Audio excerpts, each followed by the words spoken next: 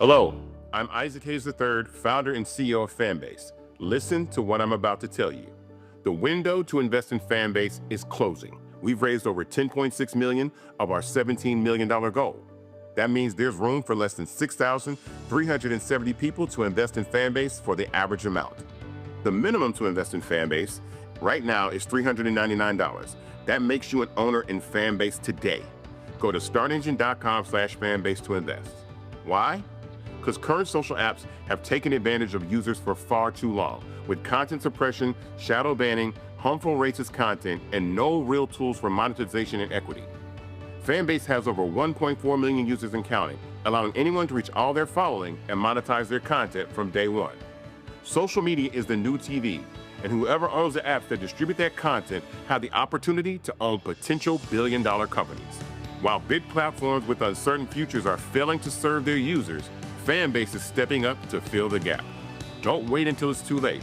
Invest now, invest for yourself and your future. Go to startengine.com/fanbase and own the next generation of social media.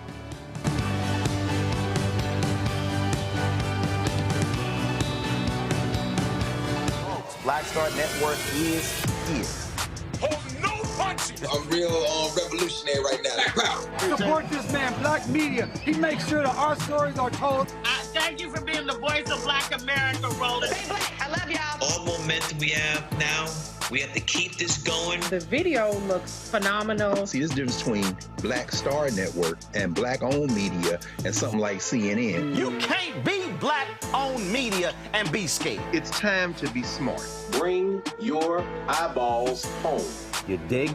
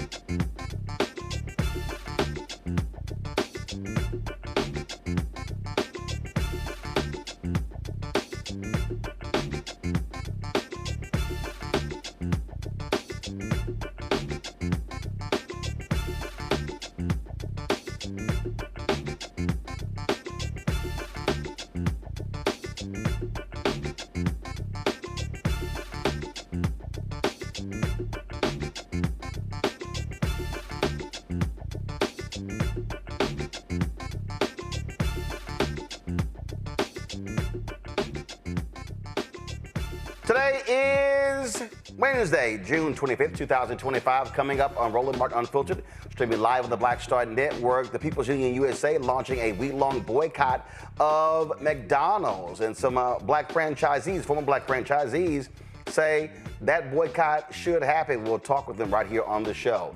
Boy, folks are freaking out about the newly elected, the winner of the Democratic primary for the mayor of New York City. I'm trying to understand why y'all mad because people actually voted. We'll talk with the author of a book that lays out the 400 years of protesting in America, plus the black teen who stabbed a young white man in Texas gets charged with first-degree murder. Plus, we'll talk about Shop Red Bag that offers an opportunity for many of these companies, black-owned businesses, that had their products in Target to share them and for black folks to be able to buy on an online platform. Folks, it's time to bring the funk. I'm Roland Martin Unfiltered on the Black Star Network. Let's go. He's got whatever the miss, he's on it. Whatever it is, he's got the scoop, the fact, the find. And when it breaks, he's right on time and it's rolling. Best believe he's knowing. Putting it down from sports to news to politics. With entertainment just for kicks, he's rolling. It's on go, roll, roll, y'all. It's Roland Martin, yeah. Rolling with Roland now. He's funk, he's fresh, he's real, the best, you know he's Roland Martin now.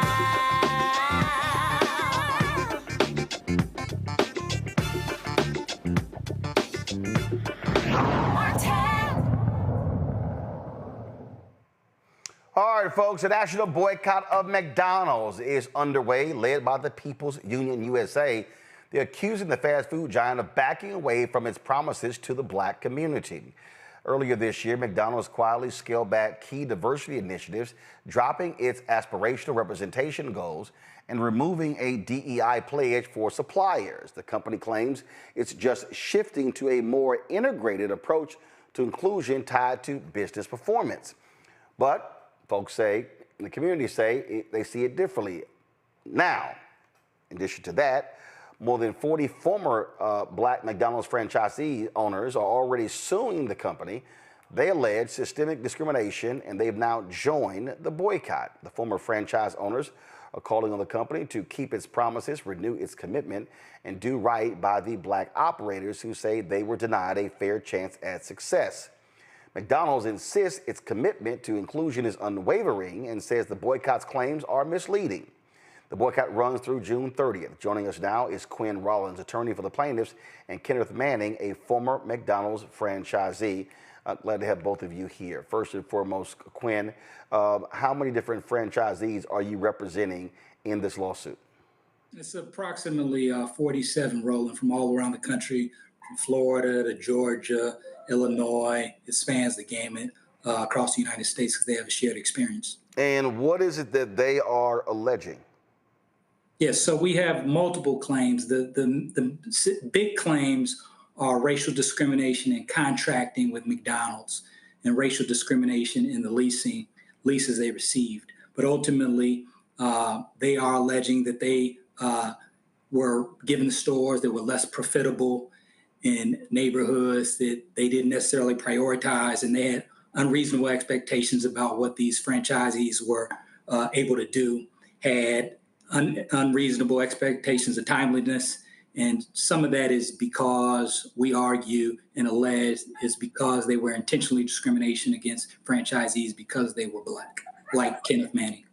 And when you talk and when they talk about in terms of what's being unfair, are they alleging that the company put them in difficult positions to succeed and provided better opportunities, better locations for white franchisees?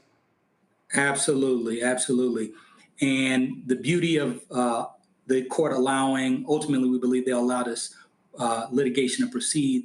The franchisees that we represent, the individuals, will have an opportunity to explore all those white owners and create the evidence about the opportunities they received that our clients did not.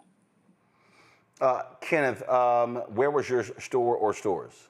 Yeah, thanks for having me, Roland. My stores were located in two markets, in Montgomery, Alabama, We had 5 locations in that market. And then the next TV market was the Birmingham, Alabama TV market.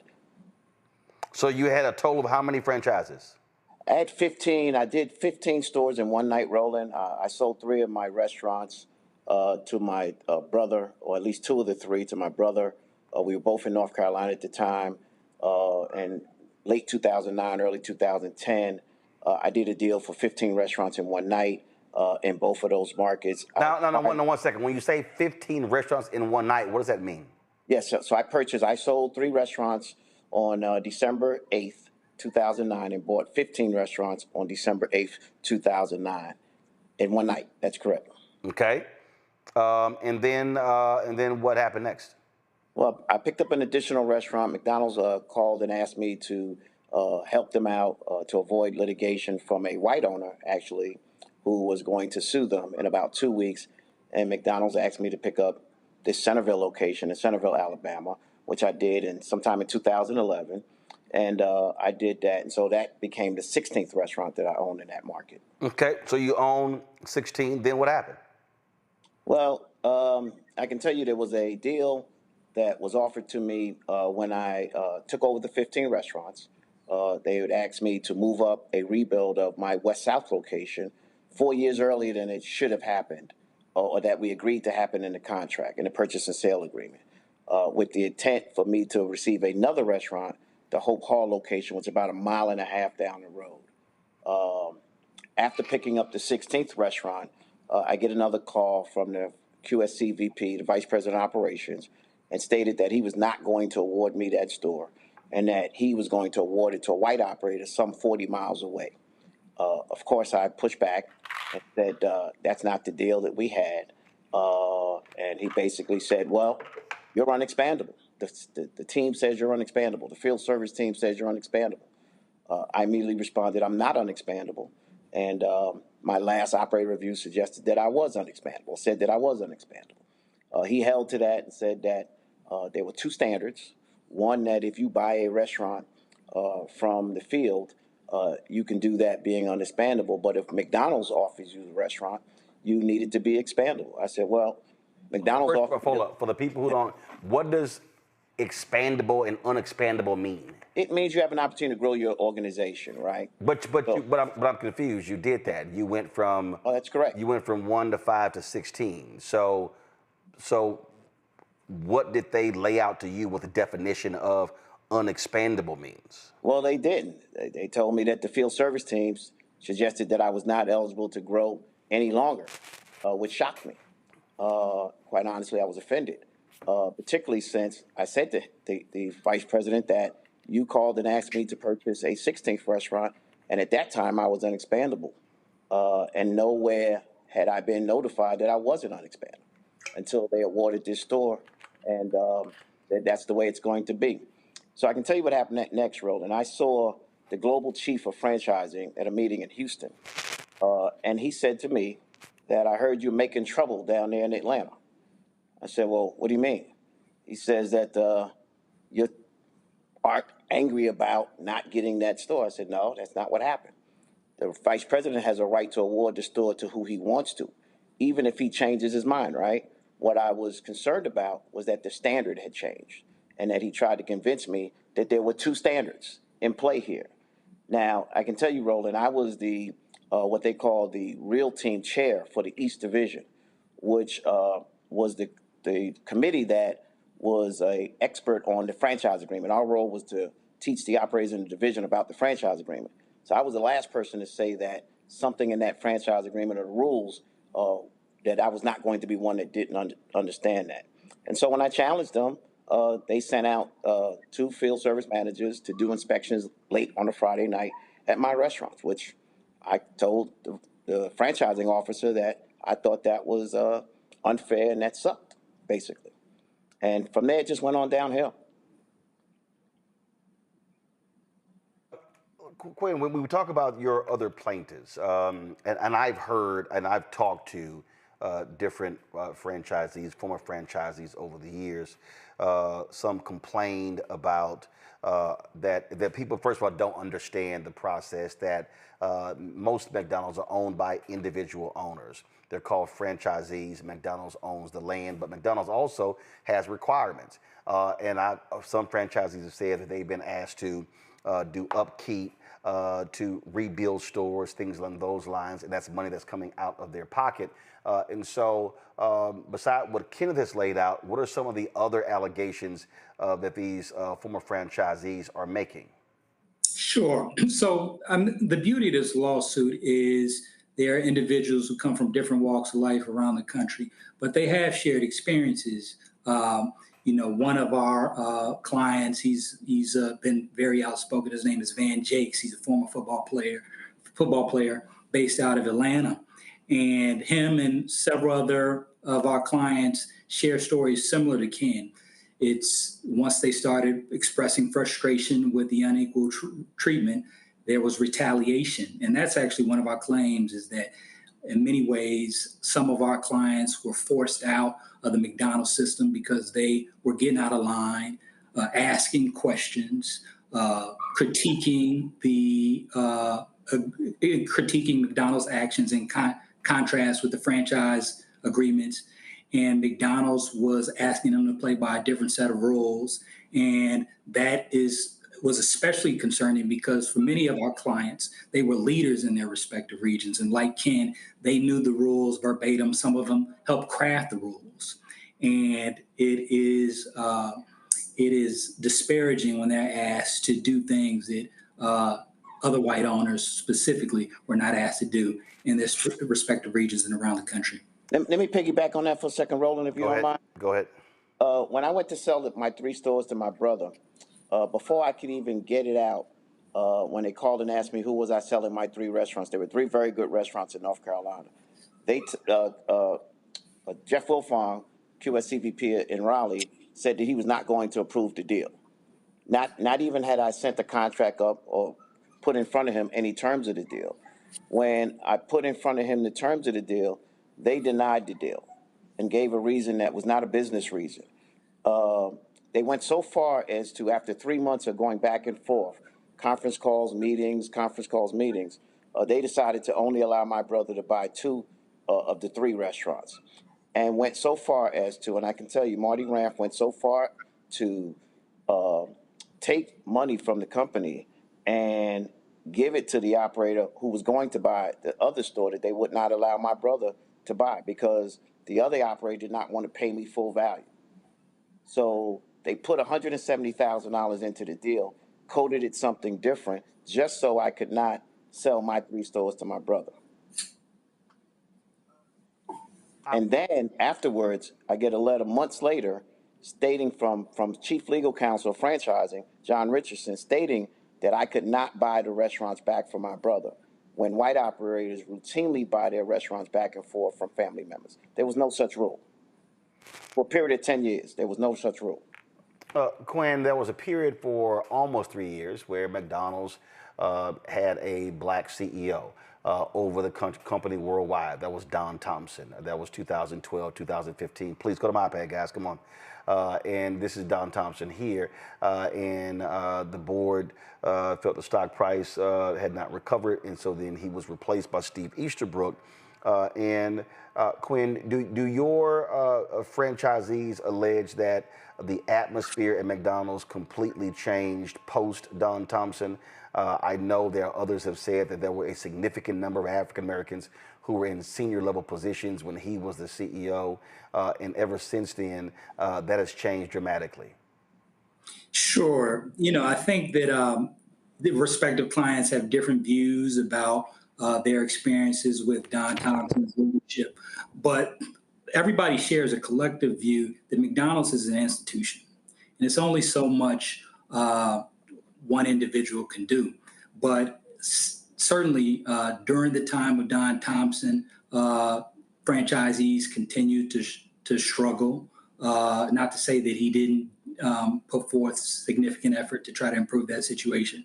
But since the leadership of Chris Kay and Easterbrook, there has been a dramatic decline in the number of Black franchisees and experiences. And our clients like Ken Manning can speak directly to what their experiences were during those changes. Well, it is, so again, you have 47 folks who are involved in this particular lawsuit. And so certainly keep us up to date what happens next as it relates to your lawsuit against McDonald's. Thank you, Roland. Thank you, Roland, for having us. I appreciate it. Thanks a lot. All right, folks, I'm going to introduce my panel now, bring them into. First of all, before we do that, this is the statement that McDonald's released. It says, quote, as a brand that serves millions of people every day, McDonald's opens our doors to everyone, and our commitment to inclusion remains steadfast. We welcome honest dialogue with the communities we serve, but we're disappointed to see these misleading claims that distort our values and misrepresent our actions. Now, also, of course, not tied to this lawsuit, McDonald's recently settled their lawsuit with Byron Allen, where he alleged that the company was not doing business with him advertising-wise. And again, that lawsuit was scheduled to go to trial, and then it was settled. Full disclosure, McDonald's previously advertised with us here at the Black Star Network. They have not done so in 2 years, and so the last time they did was in 2023, and that was the last time they did. So that's what happened there. All right, folks, Rob Patillo, who is Communications Director for Congressman Jonathan Jackson, joins us from Atlanta. Rebecca Karmelo is Executive Vice President, Fair Election Center out of D.C. Tyler McMillan, Social Justice Leader and Movement Strategist out of D.C. Rebecca, when you look at this protest being launched against McDonald's, you are seeing how different people are moving. Of course, we remember when you had efforts to unionize Starbucks. Then, of course, you have this here. You are seeing different workers in different groups, the type of actions they are taking against various companies. And that's the case with the people's, with this group launching this 1 week boycott. So I really want us as a Black community to move towards a comprehensive boycott strategy. Just like we have international sanctions and foreign affairs, they are effective, but they're never meant to go on for years at a time. It has to be targeted, it has to be specific, it has to have specific outcome. What's interesting with McDonald's and its appearance to move back from DEI, like I remember all the time in the 90s, the aughts, the 2010s, when McDonald's had 365 Black. And McDonald's spent a lot of time talking about diversity. But what's also interesting in listening to McDonald's statement of saying that it has to keep its practices in line to its bottom line, but also it needs to be inclusive for all. One thing that's interesting is that as we talk about on the show, DEI primarily benefits white women. But when we hear about these DEI pullbacks, it's more of, oh, you can't do things that are too much for Black people, because for some reason, I guess the assumption is it's going to be to the detriment of everyone else. So it's really interesting hearing these corporations talking about they're taking a scale back on DE&I efforts because they want to be inclusive for all. It's almost as if they forgot what the I stands for. So allow me to, first of all, I think we have to do a couple of things. And this is for the purpose of the audience. There's a difference between who holds DEI jobs and diversity, equity, inclusion programs. Now, even so, we know that 78% of DEI jobs held by white folks. Well, that's corporate leaders picking somebody in a senior position that they're comfortable with. Now, we talk about contracts. We know that when you talk about depending upon the company, depending upon the city, county, state, the numbers vary. Federal government, of the $37 billion DBE program, $37 billion, 78% of those dollars go to white women businesses. But last year under Biden-Harris, there was a record $10 billion. So I don't want us, Robert, to make the mistake, and I've seen and heard this a lot, where folks say, well, I don't give a damn about DEI, without understanding, no, what's all underneath DEI?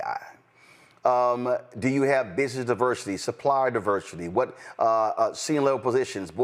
There are a series of things, and so we got to be very careful, again, when we talk about language, and I've heard people, so many people, social media and the places, go, man, damn that, we ain't benefiting from DEI, not understanding that you do have contracts that fall underneath that African Americans have been benefiting from. When you talk about this People's Union, this guy, John Schwartz, what they have been doing is targeting a variety of companies for the last few months.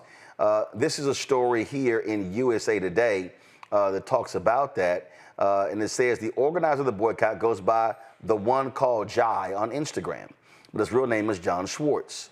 And he told USA Today he started the bold idea because the time was right and people are frustrated with what he calls corporate greed and other frustrations. Look, Roland, one of the things I want people to understand, and I've had the privilege of working with Congressman Jonathan Jackson on building the Diversity, Equity, and Inclusion Caucus in Congress, which is meant to address much of this information. We've allowed the other side to win the information war when it comes to diversity, equity, and inclusion. I want folks to understand, as much as we hear this social media COINTELPRO programming saying, oh, diversity only helps white women, anyone who didn't have rights in 1776 is covered by diversity, equity, and inclusion. If you were not a straight, white, Anglo-Saxon land-owning male at the moment that the Declaration of Independence was signed, you are diversity in this country. When we're talking about DEI, that means ramps for disabled people to get into buildings. That's diversity, equity, inclusion, and accessibility. When we're talking about veterans having the opportunity to learn how to code, having employment preferences after serving this country, that's diversity, equity, and inclusion. When we're talking about the EEOC, the Equal Employment Opportunity Commission, I've trained as a labor and employment lawyer. That goes away because that's part of diversity, equity, and inclusion. When they talk about getting rid of woke programs and woke federal departments, the fact that your boss can't come into your office right now, call you the N-word, and say, I'm firing you because you're black.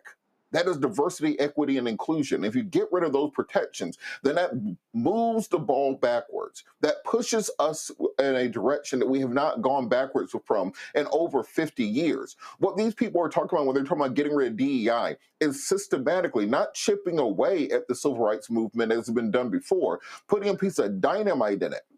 As Elon said, the wholesale deletion of federal agencies. And now that we're looking at them destroying the Voting Rights Act, destroying the Civil Rights Act, destroying equal opportunity, all in the name of getting rid of woke programs, are we really going to be so fooled by online social media influencers that we are the first generation that they hand the baton to bring black folks to freedom, and we drop the baton and say, I ain't going to do it?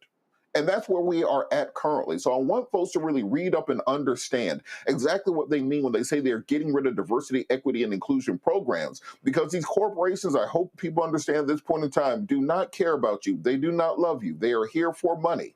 That is the only reason they care about you. And when we are out and we are active and we are protesting, we're showing that we matter, they'll pledge everything. They'll have all black folks in the commercial, all of those things. But when those winds shift as they're shifting right now, they go right back to what's making the money. And when we're talking about all the people who didn't have rights in 1776, we need to be building those alliances across the board. And if it shouldn't just be us protesting, it shouldn't be just us boycotted, we need to have that entire big tent umbrella that they talk about during election season, and they need to be fighting here with us. Entirely. Look, this thing has now gone and impacted everything. Massive pullback when it came to Black History Month. I remember during Black History Month, there was one speakers bureau that said their bookings were down about 62 to 65%. Then we talk about Black History Month. Now we just saw this with Juneteenth, only been a federal holiday, what now, 2 years, go to my iPad. This story here says Verizon and Amazon cancel support for Juneteenth celebrations. And the story talks about all of these different companies that pulled out. In Denver, the annual Juneteenth Music Festival was cut from 2 days to one due to, quote, a sharp decline in corporate sponsorships. This thing goes on and on and on. And so what you saw is look at Verizon ended its financial support for the Juneteenth in the Streets Festival in Santa Clara County, California, and it goes on and on and on. So here's the whole question: okay, what the hell does that have to do with DEI? So here's my question: okay, are these companies going to scale back on other holidays? Are they going to who they support? And so many of them are using Donald Trump and their conservatives attacking DEI as a way for them to say, cool, we're now good. We can get rid of all these programs. We don't have to support these initiatives. We don't have to advertise with black-owned media. We don't have to do any of this stuff. If it involves people of color, we can just do whatever the hell we want. That's also a huge part of this pushback from lots of folks. Yeah, absolutely, Roland. And I couldn't agree more with the panelists. You know, the fact that they're pulling away is a clear message of where they stand at. And as we say, you know, equity is not a slogan, it's a standard. And I think, you know, these companies are showing where their standard is. And even as we look at McDonald's in this conversation, you know, where their target audience is particularly to our communities, it isn't just symbolic that they're retreating from their investments, but they're quite frankly signaling that racial equity can be sacrificed. And I think even as we have these conversations around boycotting, whether it's Target or Amazon, we really have to look at our spending dollars and see where, you know, where those investments are going and how we can really control our dollar and control the market. Yep, indeed. All right, folks, got to go to break. We come back. Man, why are all these people hot and bothered because a Democratic assemblyman won the primary last night for mayor of New York City? He's a socialist. I'm trying to figure out why people are tripping, because don't Republicans call all Democrats socialists? We'll deal with this next, right here on Roland Martin Unfiltered on the Black Star Network. Hi, I'm Dr. Jackie of A Balanced Life. Think about the men in your life and ask yourself these questions. Who are their male role models? Who can they turn to for advice to learn about what manhood is all about? On our next show, we talk about why male mentoring is so important to men of all ages. Actor Dondre Whitfield leads an all-star cast and panel to answer these and many other probing questions. A woman can't teach you how to be something that she's not. That's on the next A Balanced Life with Dr. Jackie on Black Star Network. Hello, I'm Marissa Mitchell, a news anchor at Fox 5 DC. Hey, what's up? It's Tammy Roman, and you are watching Roland Martin Unfiltered.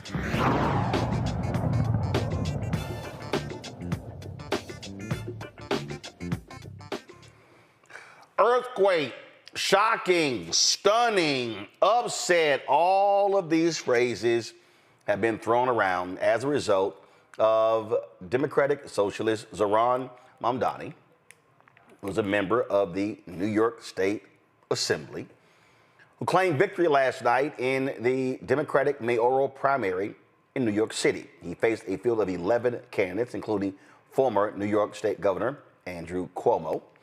In November, Mamdani will face incumbent Mayor Eric Adams, who is running as an independent, and Republican Curtis Sliwa. Now, Cuomo might also run as an independent if elected in November. Mamdani will be the first Muslim and the first Asian American to serve as mayor of New York City. People are losing their minds. They're like, oh my God, what do we do? What's happening? Joining us right now is Christina Greer, co-host of FAQ NYC. Talk about this here. And she also, of course, is a book author as well. And those books include How to Build a Democracy from Fannie Lou Hamer and Barbara Jordan to Stacey Abrams, plus Black Ethics, Race, Immigration, and the Pursuit of the American Dream. and also co-author of Black Politics and Transition, Immigration, Suburbanization, and Gentrifications. What that means, she got a lot of books, y'all. All right, so let's get to this. Here's what I've just been looking at the tweets today and going, I'm confused why y'all so mad. I saw, let me find it. First of all, Wall Street's been losing their mind. Here were some of the idiots on CNBC who were just, oh my God, what do we do? Listen to this. Gotham. Have you seen what Batman is up against in Gotham and what the guy running for mayor is up against? That's what it reminds me of. They're taking Wall Streeters and make him walk out onto the ice in the East River as and then they fall through. Yep. I mean, there is a class warfare that's going. So what's happened here, I think, is the rich type. There's a division within. Yeah, what the hell they were talking about? I just don't. They were just sitting here, they dumping them in the water and the attack. I mean, that's literally what it sounded like. So, and plus that dude who was talking, a huge Donald Trump MAGA supporter. Here is CNBC host David Faber being extremely petty, extremely ridiculous. So listen to this with his conversation with Jim Cramer. Watch this. It is not the closing of a steakhouse that David Zaslav likes to, and you like to go to. Well, you and I have had dinner there a few times. Yes. And you and I are going to recreate that place. The rent's too high. You know what? The new mayor, potentially, of New York is going to freeze the rents, and everybody eats for free, so they don't have to worry. Really? Yeah. But how about the rich? No. Do they get shot? No, yes, they get taken away. Are we kulaks? Yes, they get taken away. We have to go. In 23? We have to leave now. But everybody else, there he is. Mamdani. Maybe he's more moderate winning the Democratic primary for mayor and potentially the successor of Eric Adams. That said, there's still a general election to come here in New York. By the way, of course, we're here, we talk about it, but we are talking about a $2 trillion economy. It's not nothing. It is he wants to get the rents down. One good way to do it is to stop all business and drive everybody out. That'll bring the rents down. That's a very good point. Right? To go to Jersey, where I am. Yeah. All right. Christina, what the hell? Why are these folk freaking out? Because it's been a very long time since we've had a candidate who's been able to articulate a vision so concisely about wealth distribution and a more equitable New York City. And so his campaign was very clear about free buses, affordable housing, grocery stores in particular boroughs, because he is an active member of the Democratic Socialist of America. What I think a lot of Democrats underestimated is that there's so many New Yorkers who are struggling. They are willing to take a chance on new ideas. And Cuomo, who many elected officials backed, current elected officials, past elected officials who weren't even in New York City, decided to double down and support Andrew Cuomo because they assumed that he would win. Andrew Cuomo ran a coronation. He did not run a campaign. He said very little. He participated in no forums. He only participated in 2 debates and 1 or 2 interviews, and that's it. Because Andrew Cuomo knows New York State, but he doesn't really know New York City, and he hasn't lived in New York City for several decades. And so Zohran Mamdani had an amazing ground game. He had thousands of volunteers. In many ways, it looked like he was the only person running in the city for several months. And he was able to have a huge groundswell of people who had a vision of a city that they could actually afford. And there are a lot of people who are not just since COVID, but even before COVID have been struggling financially. And he's presenting solutions. Honestly, Roland, I thought that the election would be one of 2 ways. Because there's so much chaos at the top of the government in Washington, D.C. with the Trump administration, I thought that some New Yorkers would want a status quo election, such that when things are uncertain at the top, you just want to sort of have things stay the same at the local level. But Zohran Mamdani awakened something in a lot of voters. That's what I keep hearing from people who supported him and ranked him number 1, in the sense that because there is so much chaos and uncertainty at the top of our government, they were willing to take a chance on someone who had bold and new ideas, who said, we actually don't have to live with the status quo. You don't have to vote for someone who's 67 years old, who would have been the oldest New York City mayor in the history of the city, who has his own corruption probes, who has his own Me Too, several over, almost a dozen women accused him of sexual misconduct. We don't actually have to have elected officials with this amount of baggage. And so it feels very 2008 Barack Obama. There's this inspiring message, there's hope. The difference is Obama wasn't a progressive.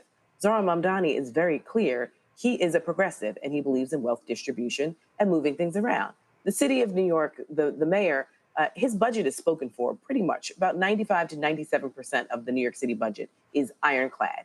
But that little 3%, that 3 to 5% that the mayor actually has that wiggle room about, Zohran Mamdani wants to actually have new ideas and move it around.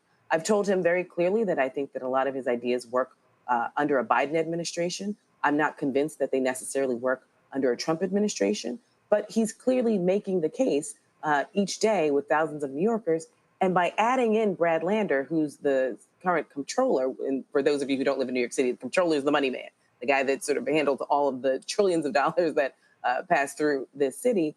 By teaming up with Brad Lander, it does feel like 2008 Obama and Biden, where you have this young upstart who doesn't have a legislative record, but he's not actually running for a legislative position. He's running for an executive position. And he's teaming up with an elder statesman who has been elected citywide, who can serve as an advisor and essentially someone who co-signs and says, I know actually about some of the finances and how to move money around. And I will help this young sort of inspiring candidate be the best mayor that he can be. So what I did, we had Michael Blake on. I think we had another candidate on.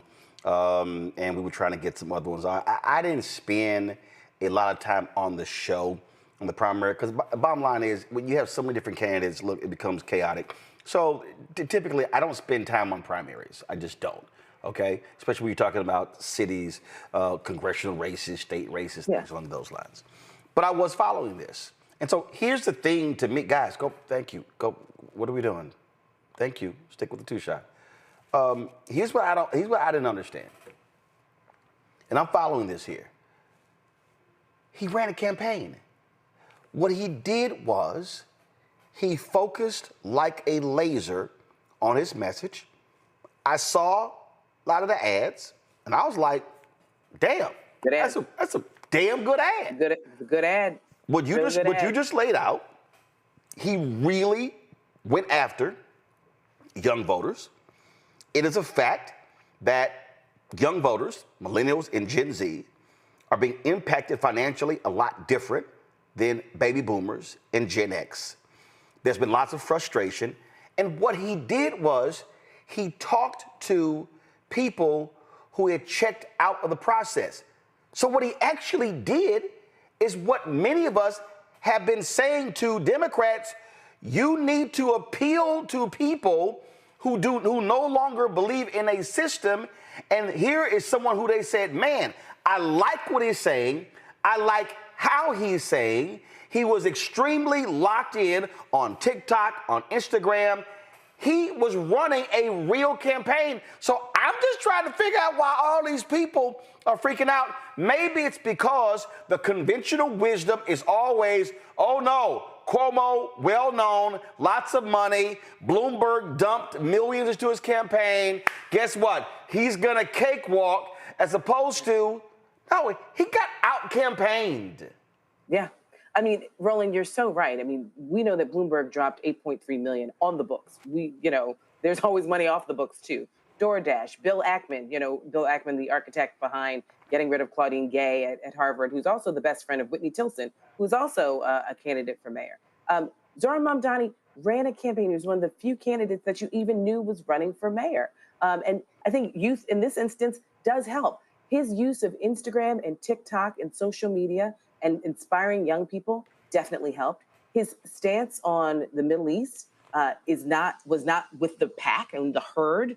In the second debate, when they were all asked where they would travel right after they became mayor, everyone said Israel except for Zohran Mamdani. He said, I'm the mayor of New York. I should probably stay in New York and get my job done. And he was pressed constantly, and sort of given this label that he's an anti-Semite just because he wouldn't say that he traveled to Israel in his first place. So, I think a lot of people really respected the fact that he stood up for some values and principles that he has. And again, younger people skew a lot more progressive on the Middle East questions and the quandaries that are happening there.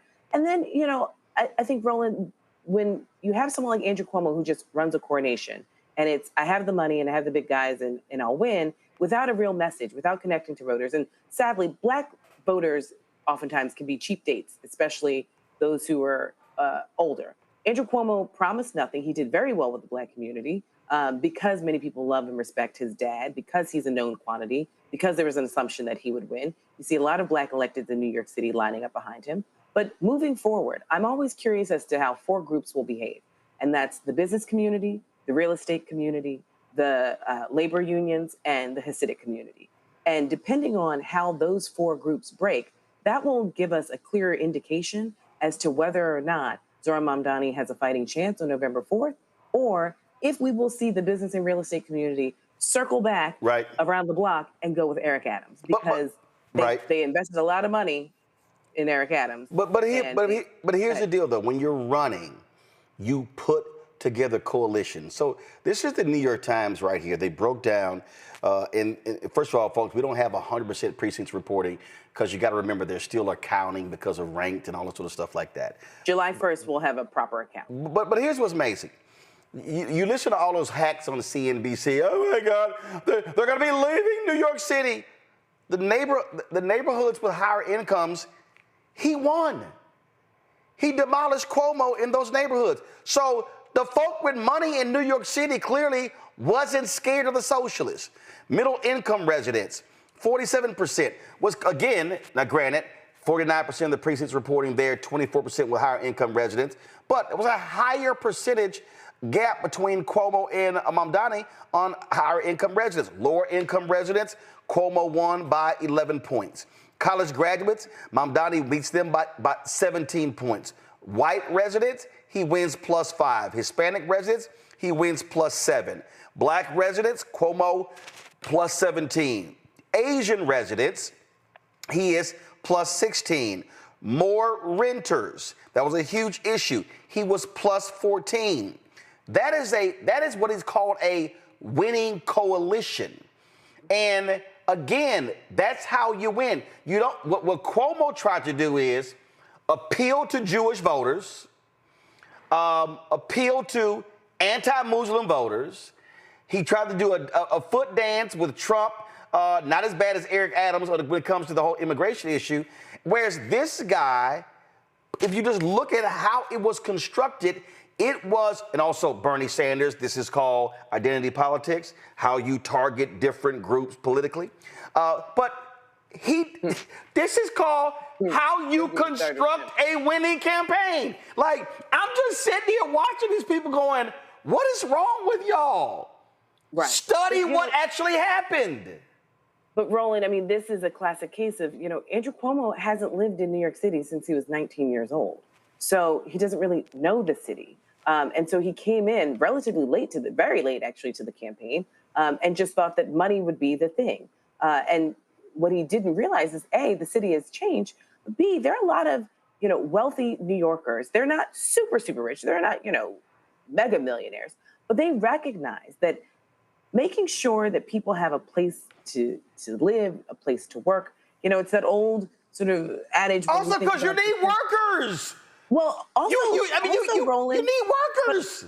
But also, when we think about the French Revolution, right? If you starve the poor, they have nothing left to eat but the rich.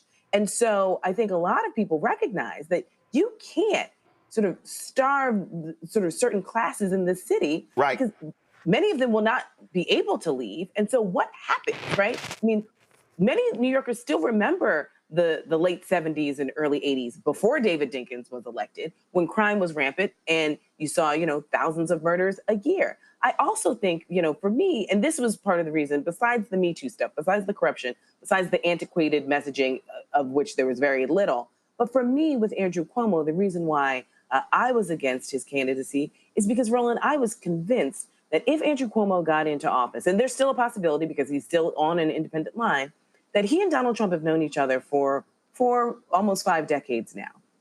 And they've had their ups and downs. But there clearly has to be a meeting point of the two of them. Obviously, the power dynamic has changed several different times over the course of their relationship.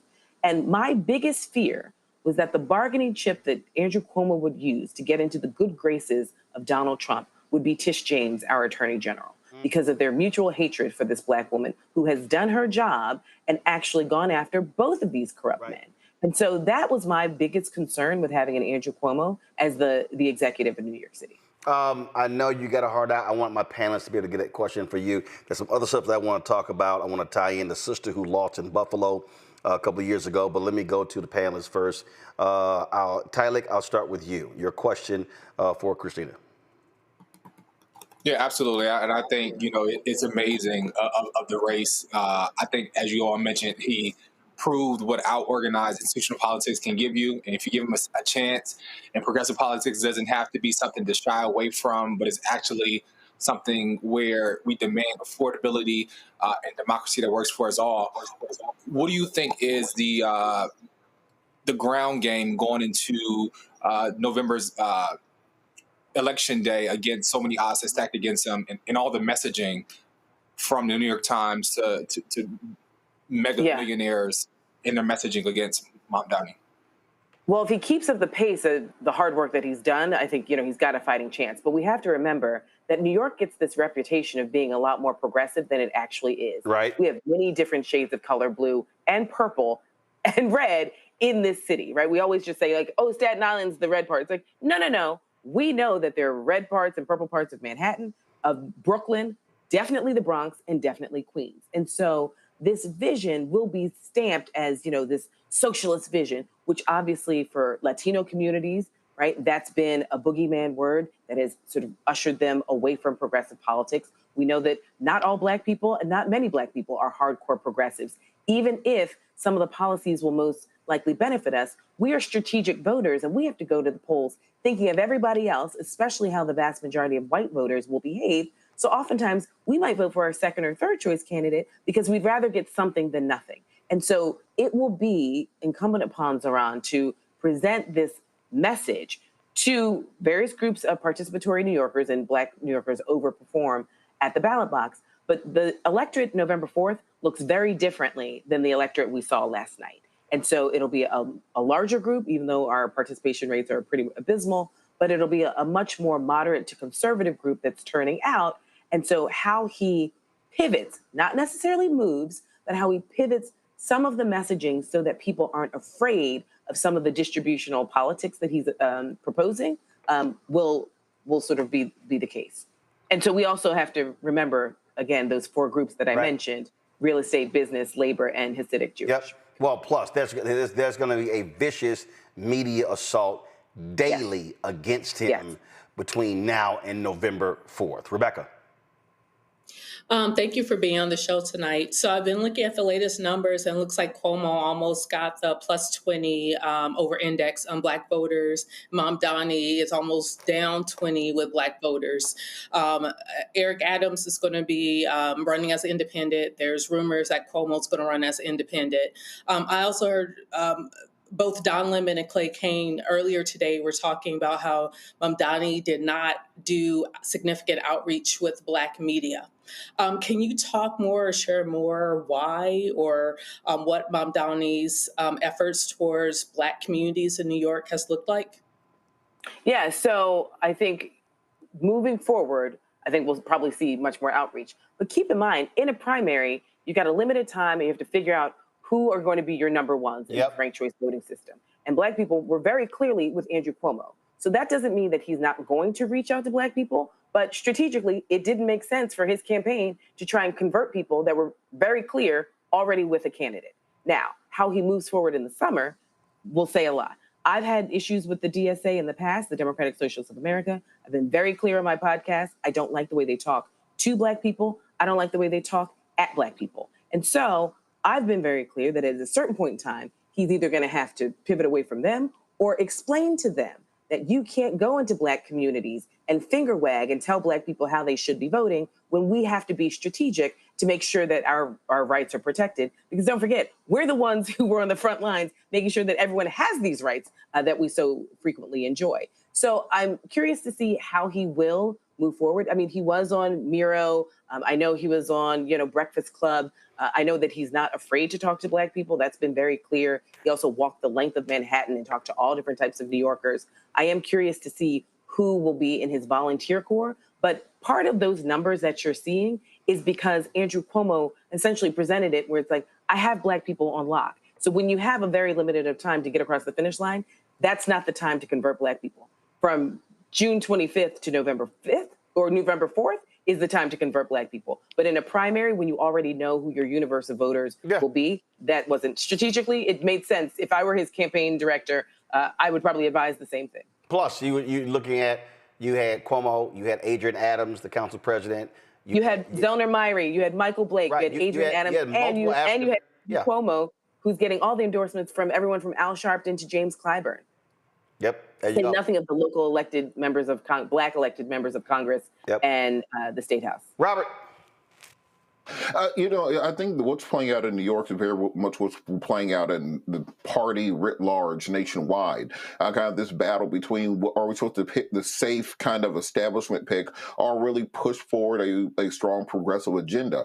What lessons can the rest of the country learn from this race about just, as the young folks say it with your chest? None of these euphemisms, none of this MAGA light that we're hearing from much of the Democratic Party. Like, just look, say what you want. We're going to legalize prostitution. We're legalizing weed. You can what's wrong with just saying the things that people actually agree with? And will Democrats learn that might be the way to win elections, by giving people what they care about? Right, but here's where it gets complicated. Because our tent is so large, there are several Democrats who do not believe in those issues. And so, but we're still in the same party. So I don't know if this particular election is a mandate. Let's just say, hypothetically, Zohran Mamdani is successful on November 4th. I don't know if this particular election is a mandate for the larger party writ large. Now, there are a lot of Democrats who are saying, why are we just Republican light? Why are we constantly moving to the middle and essentially acting like George H.W. Bush Republican, right? Because the Republican Party has moved so far to the right, we can't even recognize them. But then there are other Democrats who want to be progressive. And then there's a third category where they like to sort of slide across the scale because they recognize to be calcified in one camp or the other doesn't make sense. So it will be interesting to see. I was on a radio show in NPR this morning.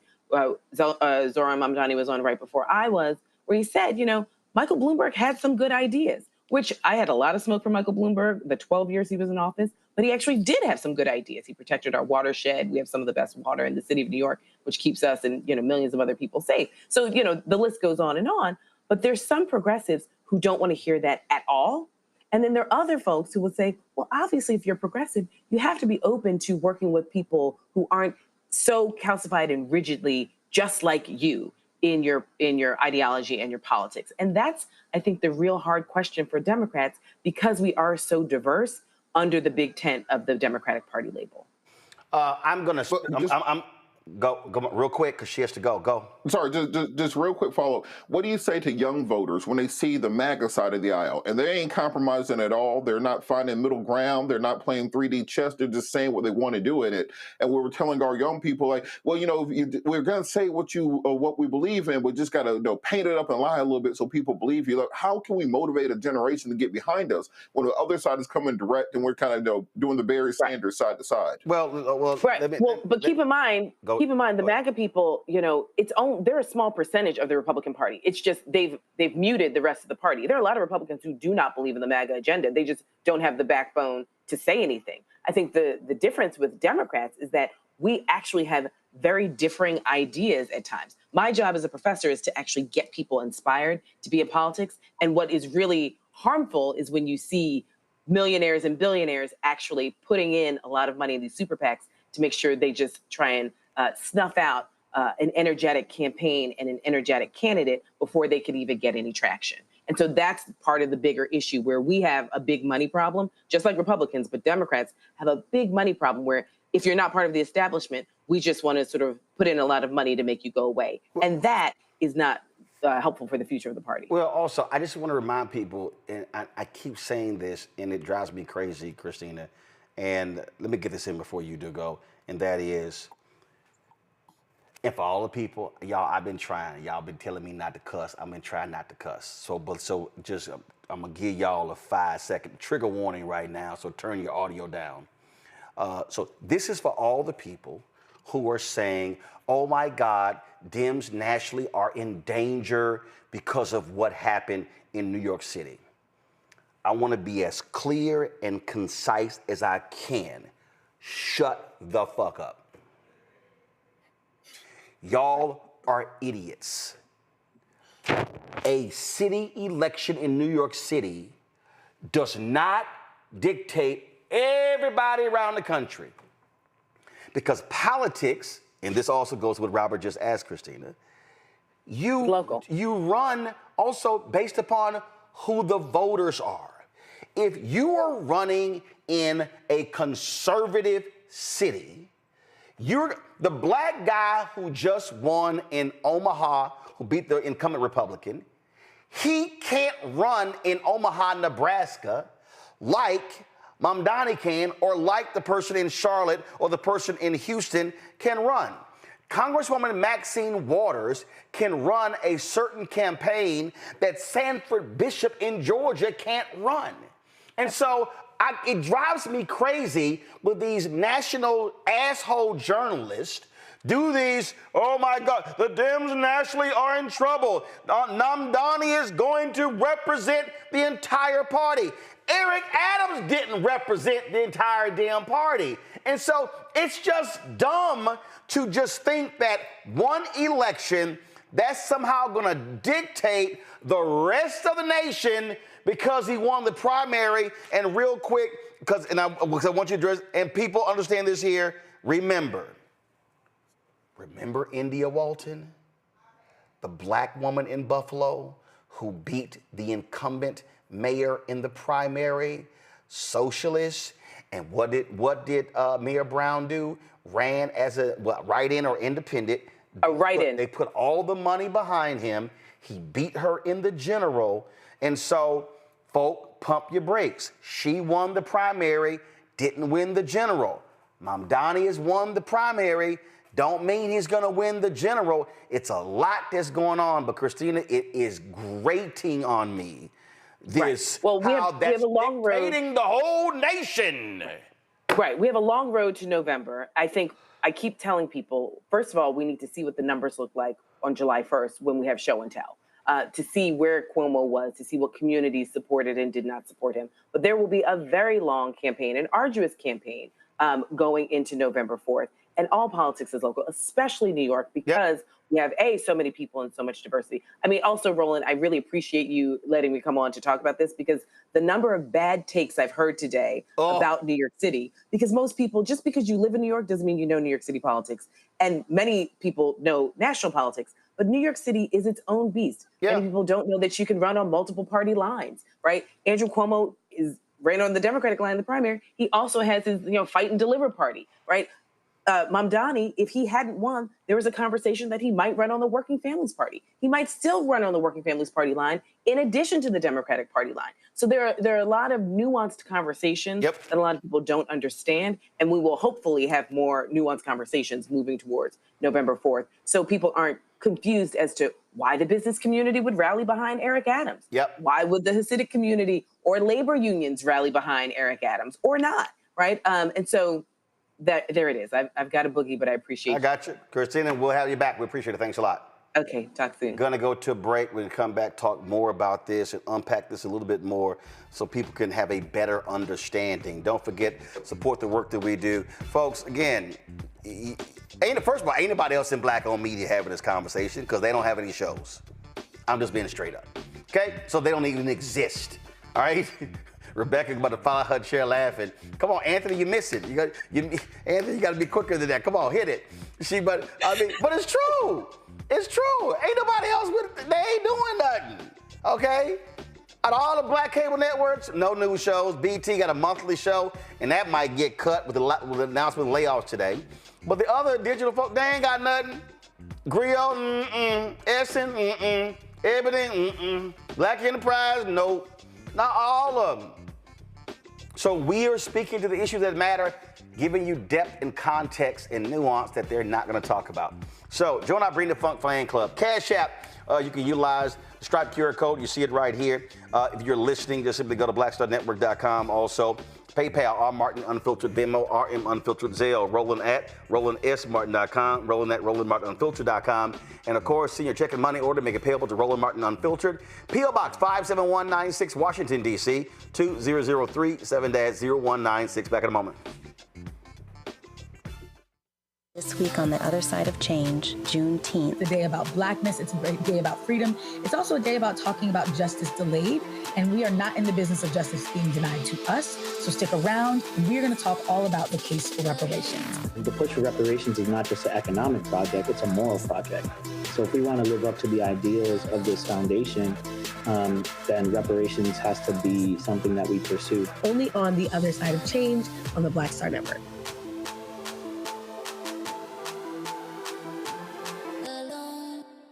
What's good, y'all? This is Doug E. Fresh, and you're watching my brother Roland Martin Unfiltered as we go a little something like this. Hit it. It's real.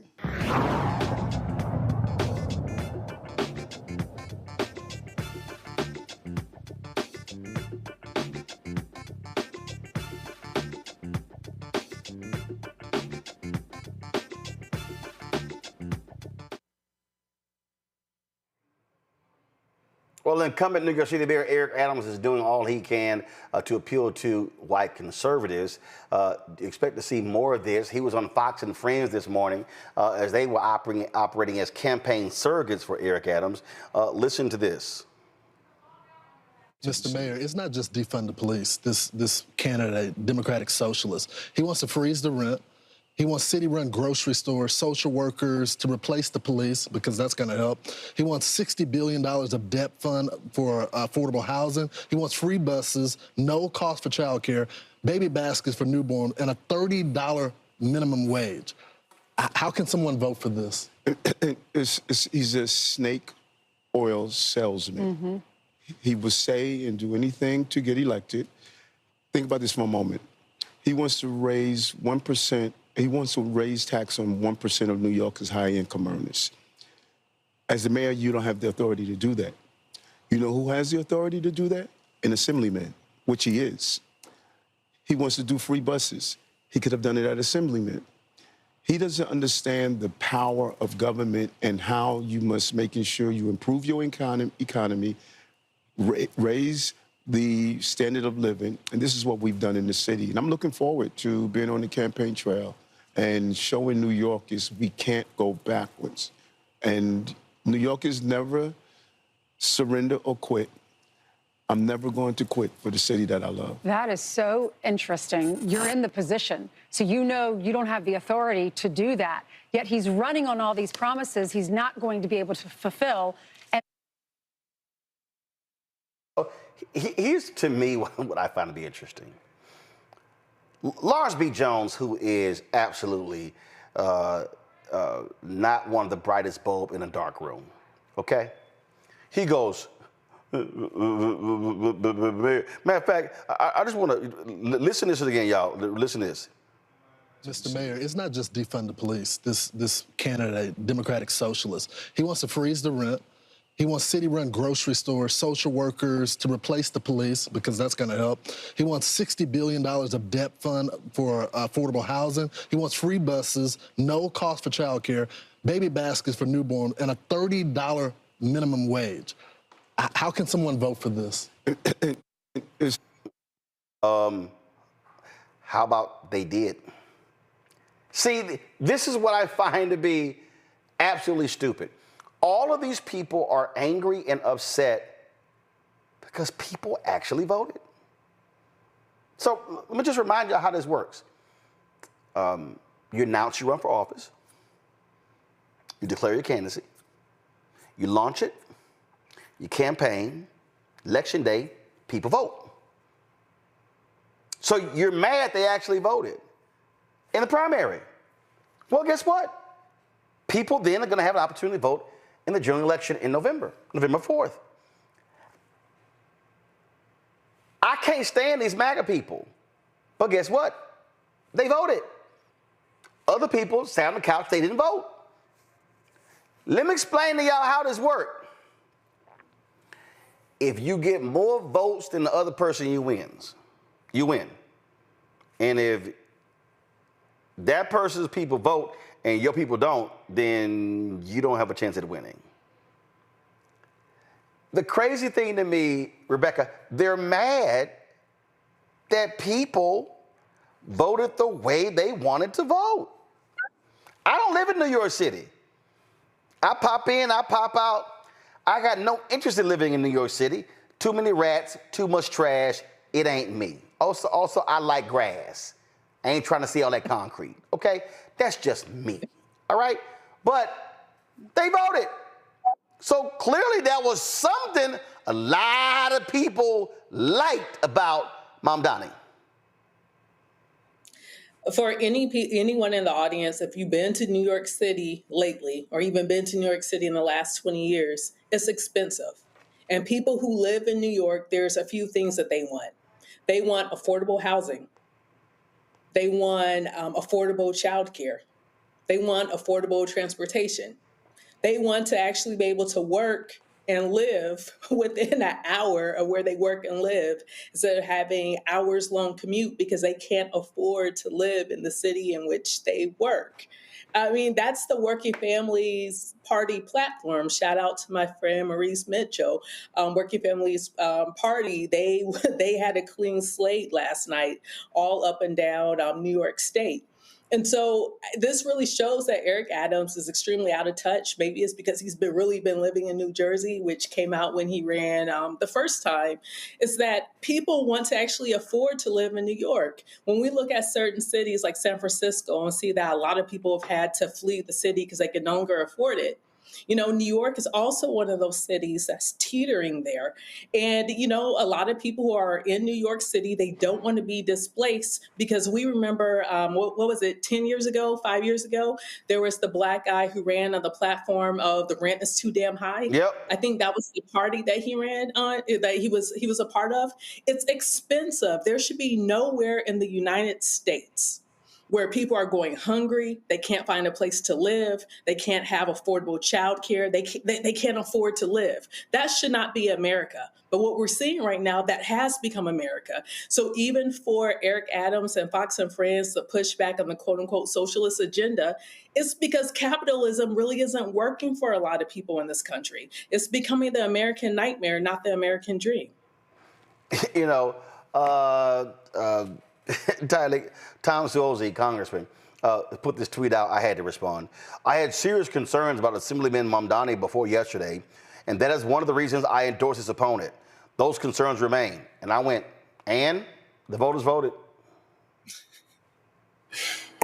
Exactly, Roland. I think it reveals something deeper about how power reacts when it's no longer in control. As you said, New York City voters, especially young, working class, and communities of color, they chose their candidate who reflected their realities, which was housing justice, transit equity, anti-policing platforms. We talk about how ICE is invading the city. But when those candidates win, as we see here clearly, political establishments and media don't call it democracy. They call it chaos.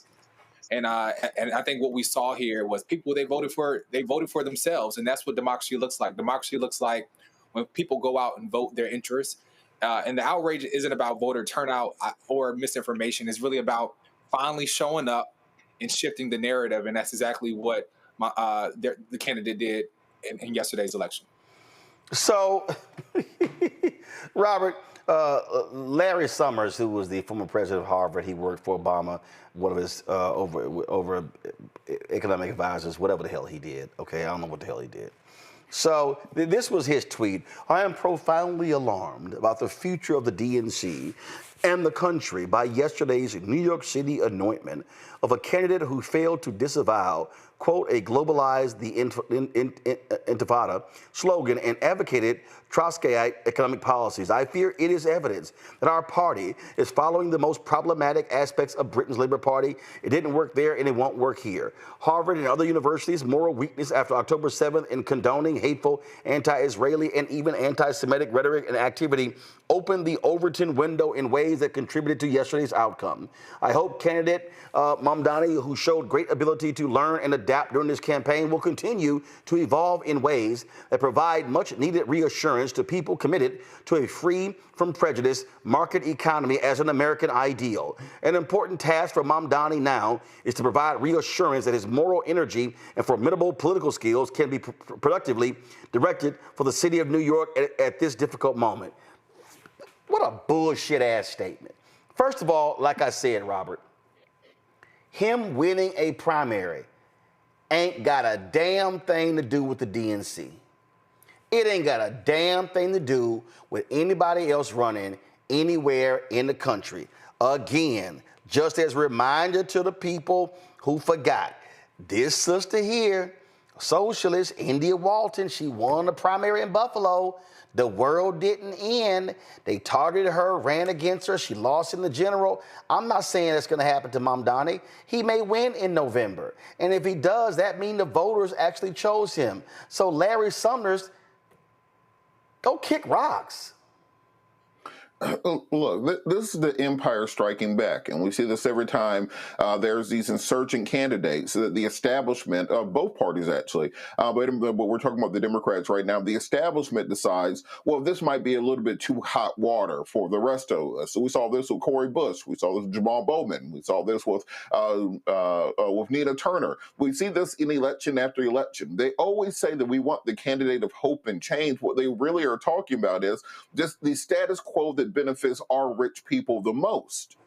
And until we can get out of that, we are losing an entire generation. You know this as well as I do.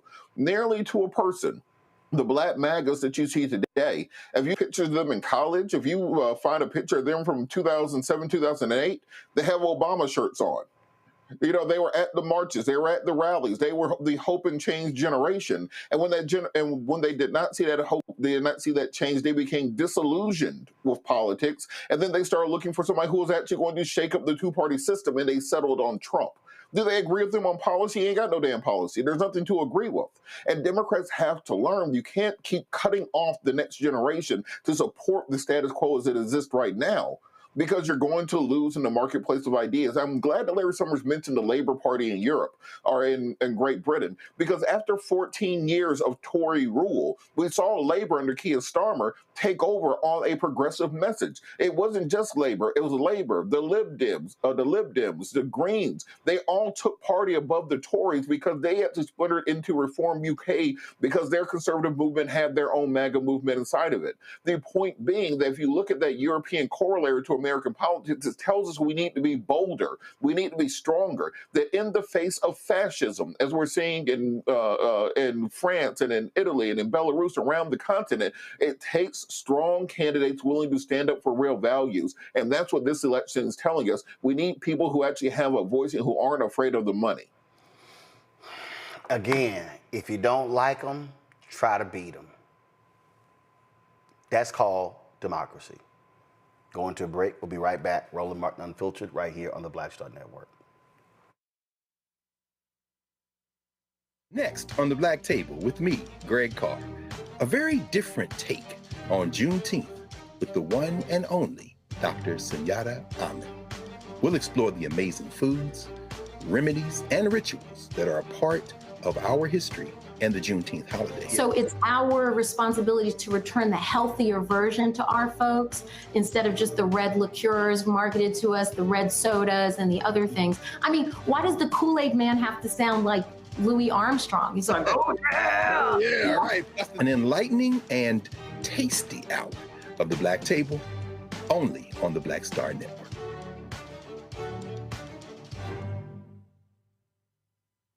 Hi, my name is Freddie Ricks. I'm from Houston, Texas. My name is Sharon Williams. I'm from Dallas, Texas.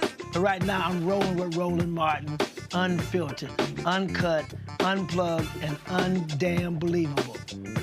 You hear me?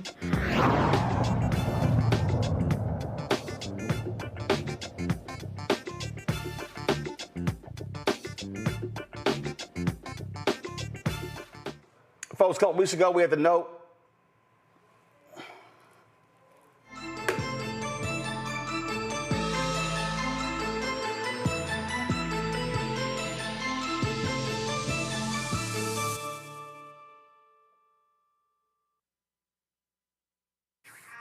Folks, a couple weeks ago, at the No Kings protest took place in the country. Others are being planned right now. At the top of the show, we talked about the boycott happened with McDonald's. There's a history of protests in America. It's real. My next guest has a new book out that lays all of this out. And so let's go. Gloria Brown, she's the author of A Protest History of the United States. She joins us right. Guys, can y'all please show the graphic? I need to see her book. Show the graphic. Thank you very much. Thank you very much. Here we go. So author of A Protest History of the United States. Gloria, thanks for joining us. First and foremost, why'd you want to do this? Because there have been so many people who had given of their lives and livelihoods through protests, and they do all the sacrificing, and we take advantage of what they've done, and then people forget all about them. And also, I wanted the new generations of protesters to learn the strategies and what went into making movements happen, as opposed to believing that protest was ineffective and they just given it up and only have like these, emotional protests, and it's over, and say, oh, it didn't work because I didn't see change happen within 24 hours. I was reading this one story. This was after the death of George Floyd, the murder of George Floyd. And this one brother was like, well, man, politics ain't nothing. I ain't voting, but I'm going to protest. And I'm like, protesting and not voting, your ass just going for a walk. There are people saying, I'm going to protest, but they don't really understand that there is a very strong history of protest. And I always like to say the 8-hour work day came through protests. So what the laws are on the books, the Constitution ratified in 1789, the Bill of Rights in 1791, the 14th Amendment in 1868, those are words. What made it happen was litigation, legislation, and protest, or it would still just be nice words on paper. So people need to know that in order to vote, you're voting for something. Somebody's going to create laws. What do those laws mean if they don't have a reality behind them? The protest makes those laws into a reality to fit our lives. I think as you lay out in the book, when you take the time to understand protest, it wasn't about a singular event. There was a strategy. And that's the thing that drives me crazy when I see people and they say, hey, we're having a protest. And I'm like, okay, why? What's the purpose? What's the plan of action? What are you going to protest on Saturday? What are you going to do on Monday? That's what drives me crazy. And it's because it doesn't give the forefathers and mothers of protest any credit for all that went into it. I had the chance to go to Selma about a month or so ago. That's part of their 60th anniversary of the March Across the Edmund Pettus Bridge for voting rights. Those elders were high school students who took classes every week on nonviolent protests and philosophy and practice and tactics, who was going to get arrested, who was going to bail them out. This wasn't just a one and done. They did this for weeks over time while they were in school. So we need to understand it. The TV shows show one protest and then everything changes, when it took years for us to get voting rights.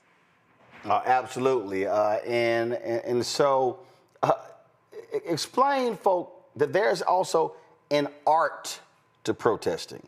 There's a process here. It ain't just, hey, let's just roll out there. Some protests, for example, when George Floyd was murdered, there is an emotional impulse to go out and get that frustration out of you. But protests over time, if we look at it, whether or not it's protests for the labor movements, for women's rights, for racial justice, it's a strategy in which people decide where they're going to protest, how long they're going to protest, and then, like you said, what is the message? Because you're trying to persuade thought. You're just not trying to have an action. The action is supposed to lead to people being persuaded to your side. And that's why Martin Luther King was such a magical person when it came to protest. He knew how to use the media. He knew how to have strategies. And if one strategy didn't work, you had to tweak it for another one. There was so much more that went into it than people are seeing just watching these clips on television. Go to my panel. Robert, you first.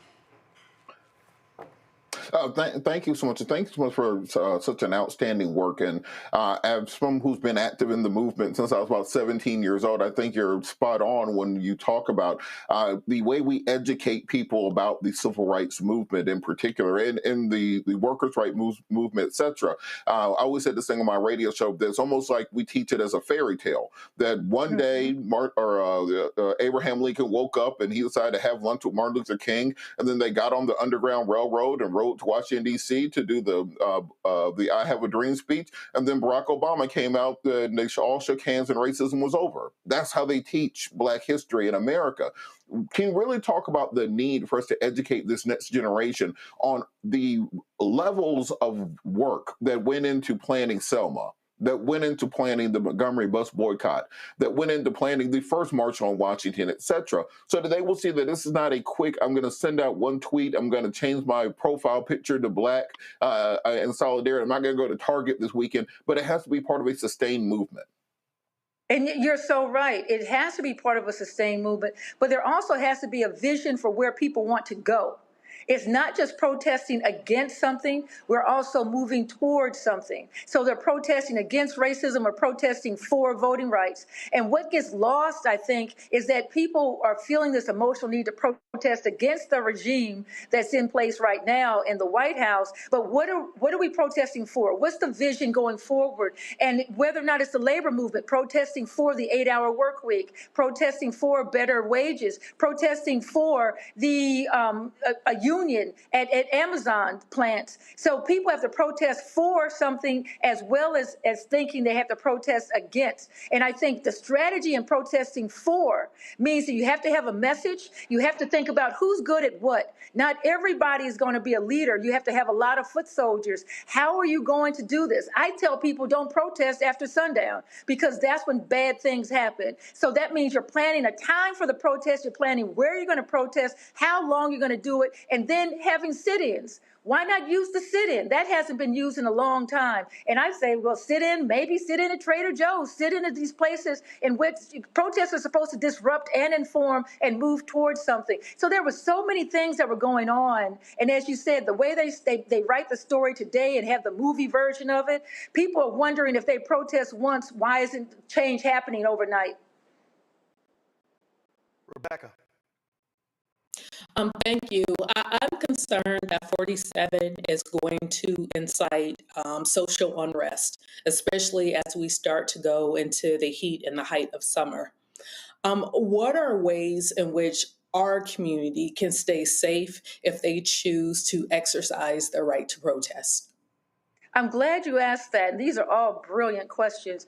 One of the things that happened after Kamala Harris had her election stolen, because I still believe there was voter suppression there that was not investigated, was that the onslaught of this regime was to instigate, was to have the shock and awe of all of this legislation through executive orders, and with the sense from the first term that they were going to use the National Guard. And I told people months ago he was going to use the National Guard, but in his first term, he said he was going to use it in South Chicago, the South Side of Chicago, against us, because Black people are the target. It just so happened that you had that uprising that took place in LA. That was not as large as it was made to seem, but you know, all that you saw that happened in LA, I think is supposed to be targeted toward us. So my main concern becomes, as we look at the summer, people are saying, I'm tired, I don't want to protest. If we protest, then we're going to be injured. So we have to be very careful that when we rise up in ways that are structured so that it's not an instigation, but they're going to use anything as an instigation. I'm telling you that right now. And that's why the planning for it has to be is during the day, that people have the telephone number of attorneys, that the attorneys are not at the protests, that if we're going to be arrested, there's a plan to how we're going to use the arrest. And nonviolent philosophy has to be something that people want to do, not something we're just supposed to do because we're Black. But I think if we're not part of the protest, as they say, if you're not at the dinner table, you're probably on the menu. And the protests I've been to, our issues are not there at all. And I'll give you this example. When that helicopter and the plane collided in Washington, D.C., and he said it was DEI, no one stood up for us. And that's why I said, I've got to be a part of a protest on President's Day, because with other people from New York City, New Jersey, to say, you've got to do something. We've got to not be erased, because we're being erased right now. So it's difficult to balance out. Being quiet means that we get erased. How do we get our voices out there and stay safe? That's why I said it has to be during the day. It has to be much more planning than you saw in Los Angeles that was just like this emotional outburst. And we have to have some leadership in this planning. And young people today don't want leaders. They want to do things that leaderlessly. I think we're going to have our message very clear, and we're going to have allies there with us. But on that particular point there, I think it's critically important. And I get this idea of leaderless protesting, but I'm sorry. Somebody has to lead. So you have to have a hierarchy. You have to be able to give orders. And I think that was one of the problems with Occupy Wall Street. We saw this as well with, the implosion of, frankly, Black Voters Matter, and they're still trying to, get that back. I get you want to have consensus, but at the end of the day, you're going to need some folk who are literally in charge, because somebody got to make decisions. You're so right. And in my book, Protest History of the United States, I go from the indigenous resistance to European invaders, to slave uprisings and the making of unions, all the way to women's rights and then climate change. And each one of those struggles within it, they were done differently. The different leaders had different personality types. And I try to, as best I can, talk about the personality types of the Native American chiefs who were trying to negotiate, or when they did have to attack, and the different types of uprisings between Denmark Vesey and Nat Turner. But people have different personalities. But once again, there was some leader who was saying, this is why we're doing it. And in order to get the message out, somebody has to say what the message is. And you can have different ways of going toward that vision of what we want in the future. But people have to know what the vision is. And that means a clear message. And that's why I said Martin Luther King and others were very, very good, adept at getting that message out. Tyler? Yeah, absolutely. Thank you again. I had the honor of helping organize to March on Washington. So protests, and they're at the heart of my love language. So, and I always tell other young people, a protest without strategy is just a gathering. And as you said, Uncle Roland, if you got no plan, you just out there for a walk. And I believe that your book, reminds us of the rights that, they were fought for, they weren't handed down. And given today's climate, as mentioned by my fellow panelists, what lessons from historical movements should young activists keep in mind as they continue to fight for justice? I think one thing to keep in mind, and thank you for that question, is that in my book, A Protest History of the United States, you get to see how there could be these long-term strategies. For example, the time between 1955 and 1965, as there was a fight for desegregation and for voting rights, that was 10 years, different leaders coming to the fore with different things, but they had the vision of desegregation. They had the vision of racial pride and uprisings, of uplift. And so there were different strategies involved. We know there were major differences between Malcolm X and Martin Luther King, but they were both looking at how do we lift our people? How do we lift our communities? And so I would say you don't have to have the same strategy. You don't have to walk in lockstep, but the major thing is vision. In order for us to have unions today, there were struggles around unions. People lost their lives trying to create unions. And for me, labor organization is protesting against the way workers are being treated. It wasn't just one way in which people tried to create a union, but they had that as the vision, and different people worked toward that in different ways and strategies, and that's how you got to that vision. So people need to understand, as young folks, don't expect 100%, even 80% of people. It's usually about 10 to 20% of people are going to participate in any type of movement, and yet they are going to benefit from your struggle. So get over that. It hurts your feelings, but that's how it is. People are going to question your sincerity. They're going to question whether or not you know what you're doing. The leader doesn't necessarily have to be the best community organizer. There's got to be some song that brings people together. There must be a strong voice. There are so many different ways in which talents need to be distribute it so that you have a movement. It can't just be one person. We look at Martin Luther King, but there were many, many people who were involved in that movement to go forward. So different strategies, different personalities, a vision, and understanding the distribution of work so that you don't mind being a foot soldier. Everybody can't be the chief. Some people just have to be foot soldiers in this. So when you think about all of that and know it's not going to happen all at once, there are many things that may go forward, but it's 2 steps forward and 1 step back.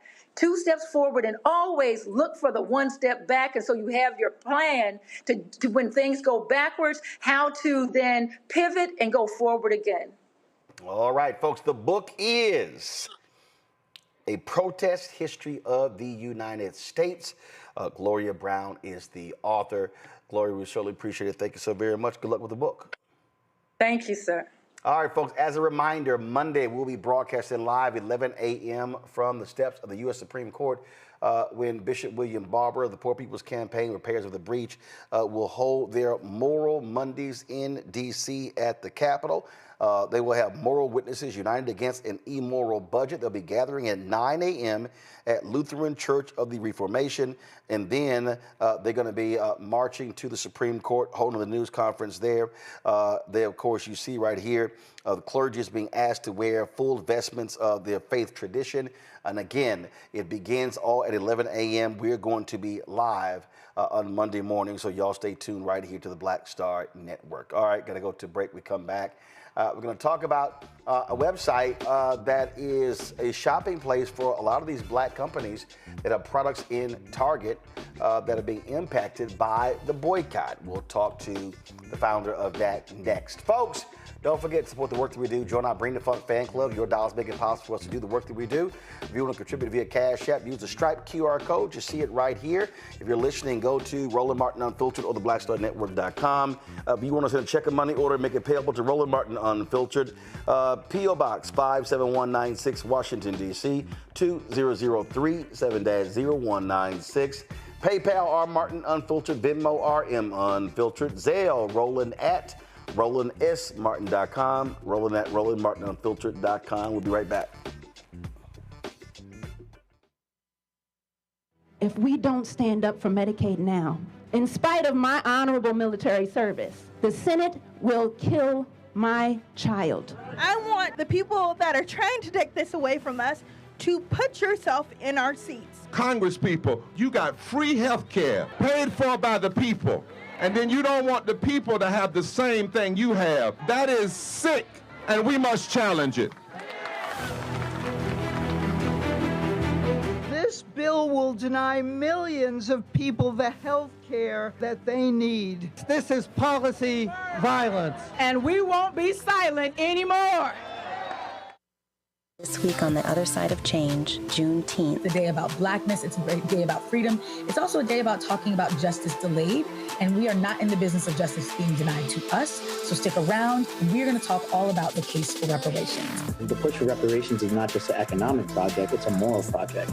So if we want to live up to the ideals of this foundation, then reparations has to be something that we pursue. Only on The Other Side of Change on the Black Star Network.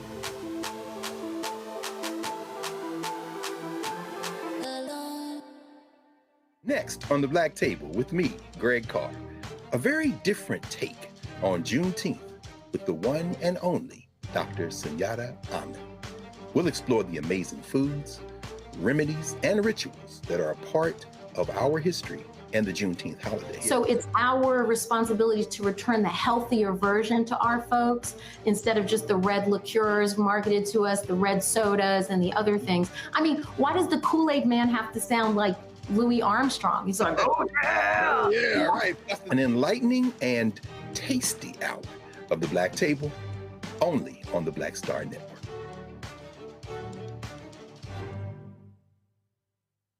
My name is Lena Charles, and I'm from Opelousas, Louisiana. Yes, that is Zydeco capital of the world. My name is Margaret Chappelle. I'm from Dallas, Texas, representing the Urban Trivia Game. It's me, Sherry Shepard, and you know what you watch. Roland Martin on Unfiltered.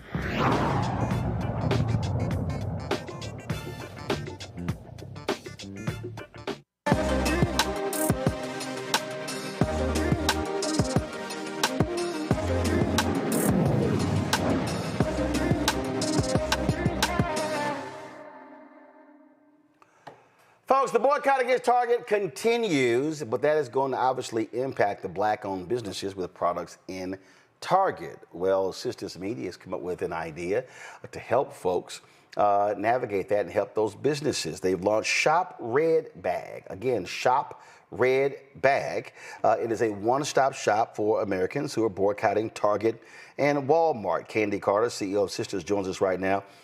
Candy, glad to have you here. So how did you come up with this idea? We know why, but what caused you to say, you know what, we got to do this? Well, what's interesting is my company, what I do is I do online stores for big media partners.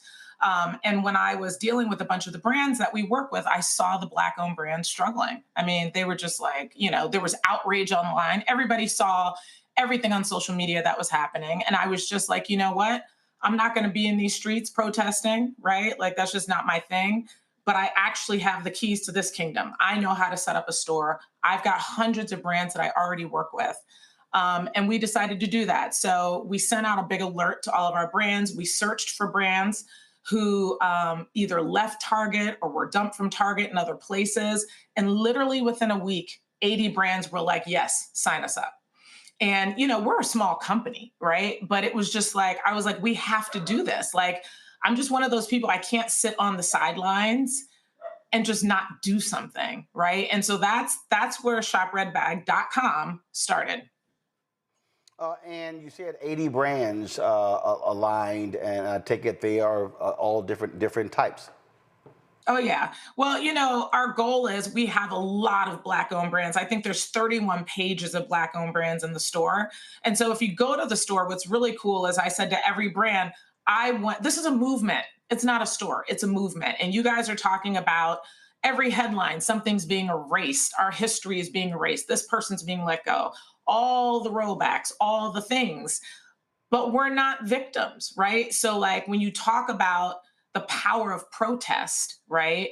And in the first quarter earnings for Target, they're like, look, we got hit hard by protest. It works. But to your point earlier, what happens next?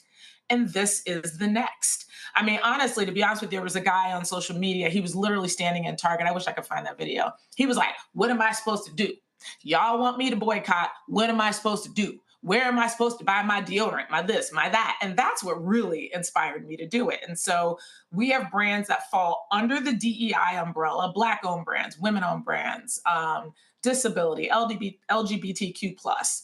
And, you know, those brands have come together. We have toilet paper, cleaning supplies, you know, all the things. And every day we're adding more brands. I would say there's probably 30 or 40 brands still in the queue that we're getting into the store. So it's an alternative. Right? We have to change the way we shop if we want our money to matter and if we want to make a difference with our wallet, because we can.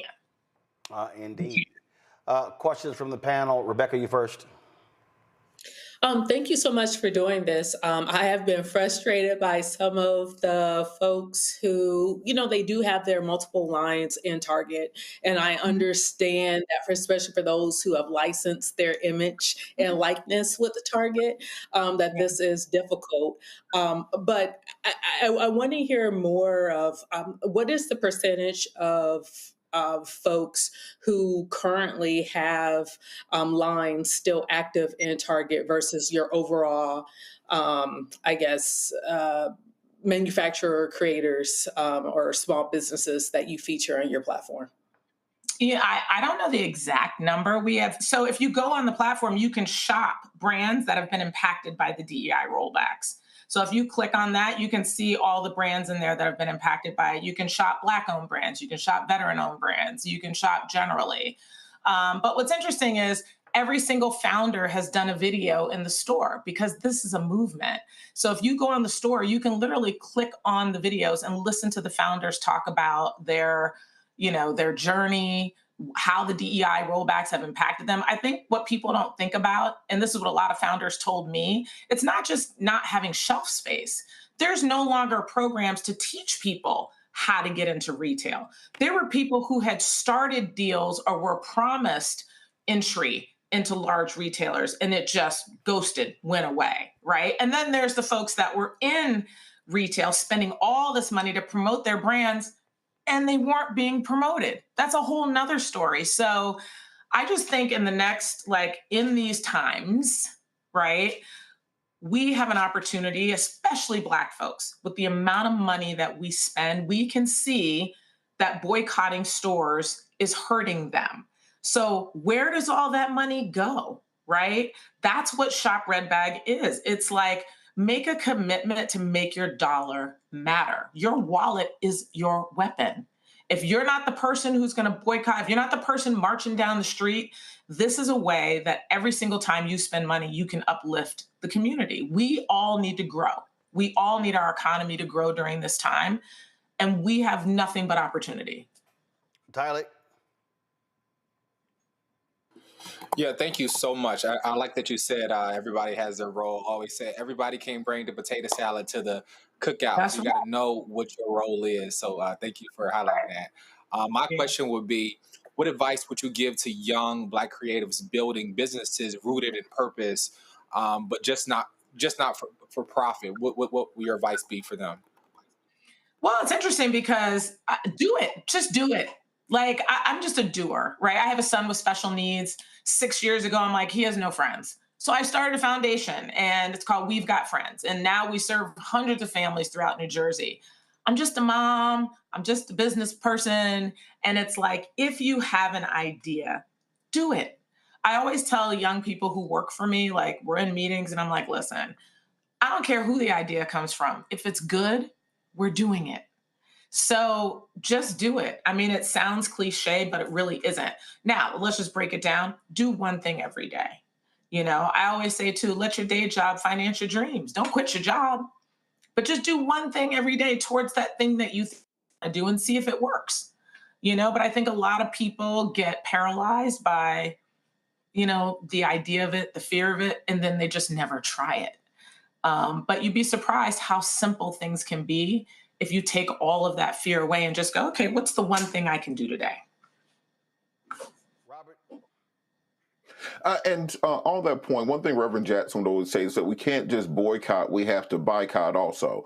Meaning that we have to invest in buying things in our own community. And what you're doing is outstanding around that. And this really dovetails into the previous conversation when we were talking about this history of protest and this history of Black activism, because what many people forget is that during the Montgomery bus boycott, people didn't just not ride the bus. They were paying their friends and neighbors and church fans and community people to get them back and forth. When we say we're not going to your lunch counter, we didn't just starve. We were going to Big Mama's lunch counter to put money in her pocket.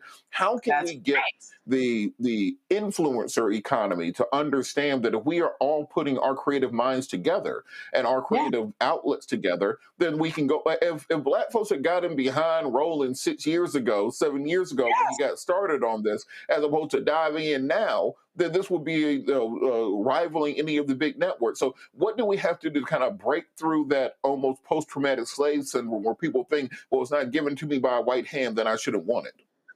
You know what's so funny? Roland is the best example because I'm like, you own the Black audience in news in America. You own it. To your point earlier, nobody else is doing it. So if millions of people can follow Roland, right, on this network, then millions of people can shop at Shop Red Bag and stay out of. Here's my thing. If you knew somebody didn't like you, right, didn't want you in their circle, no, you wouldn't be jumping out the bed to run over to their house.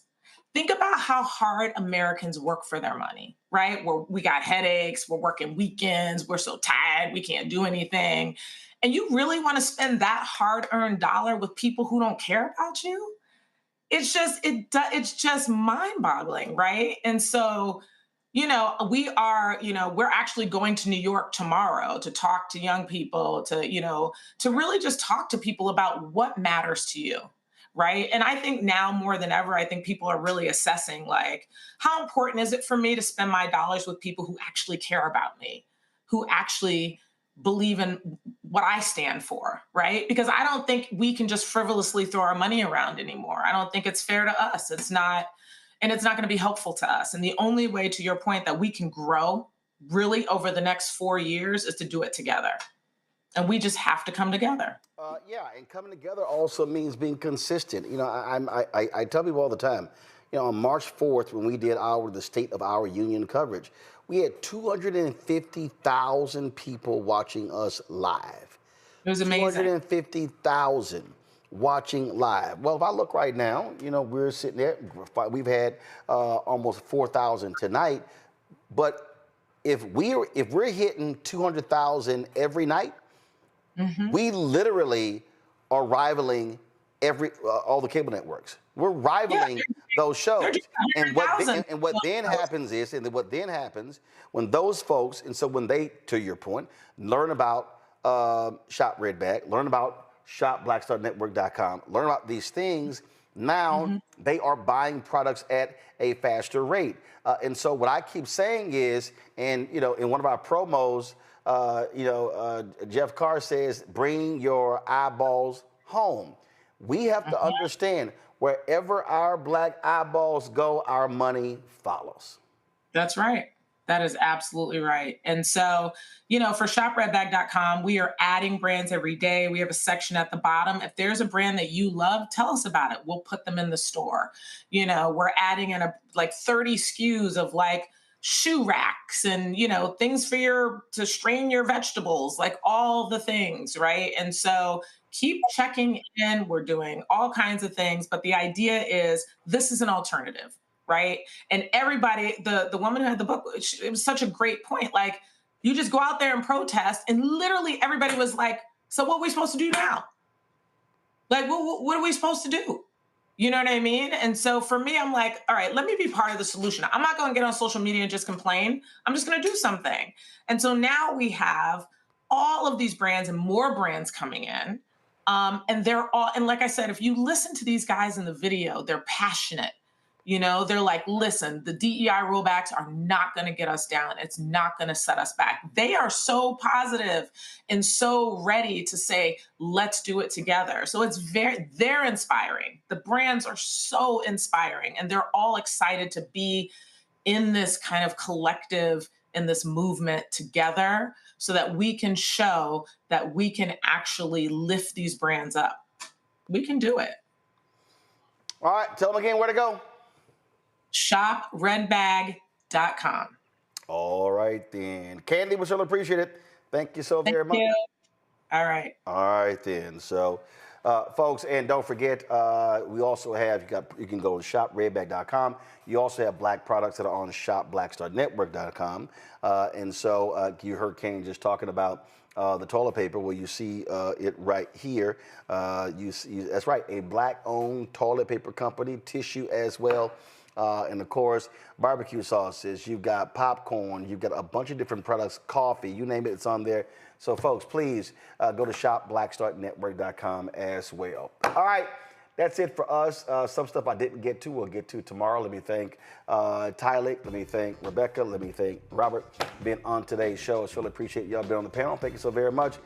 And folks, don't forget, if you want to continue to support the work that we do, because we are building, we are doing more. We shot a business pilot last month, and we're working on that and checking it out. And then one of the things that we're also looking at doing is a health show as well. So it's a lot of stuff that we got going that we want you to support, and the things that we want to do more. But the reality is, you cannot do more. You cannot do more unless you have the resources to do so.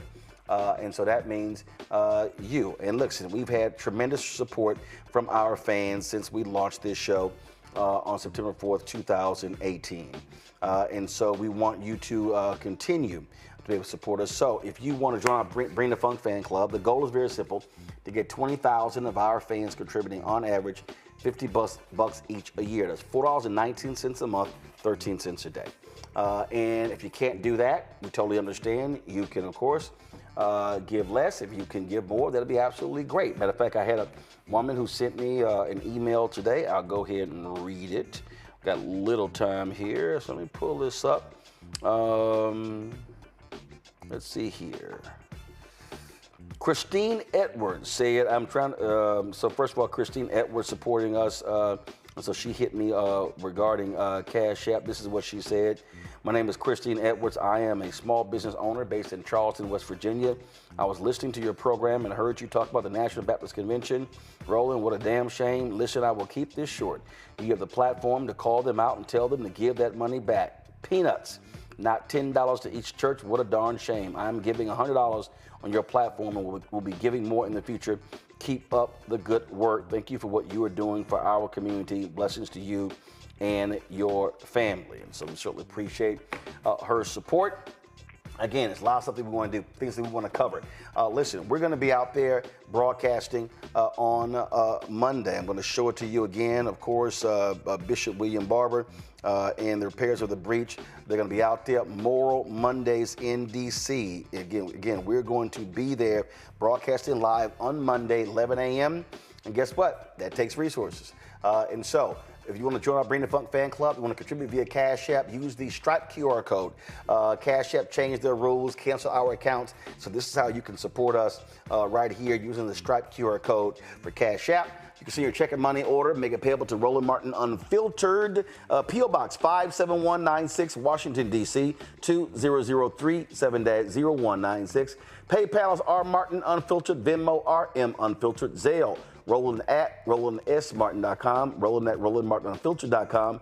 Download the Black Star Network app, Apple phone, Android phone, Apple TV, Android TV, Roku, Amazon Fire TV, Xbox One, Samsung Smart TV. You, of course, also can get my book, White Fear, How the Browning of America is Making White Folks Lose Their Minds, available at bookstores nationwide. Get the audio version I read on Audible. Also, get our Roland Martin Unfiltered Black Star Network swag by going to rolandmartin.creator-spring.com. If you have ordered something, you have not gotten it, please let us know. Send us an email and we will assist you in that. Let's see here. Also, again, it's shopblackstarnetwork.com. Go there to get our black-owned products, shopblackstarnetwork.com. And, of course, support Fanbase. Download the app. And if you want to invest in their Series A fundraise, get more information at startengine.com/fanbase. Folks, that's it. I'll see y'all tomorrow right here on Roland Martin Unfiltered on the Black Star Network. It is now time for Truth Talks. See you tomorrow. Holla!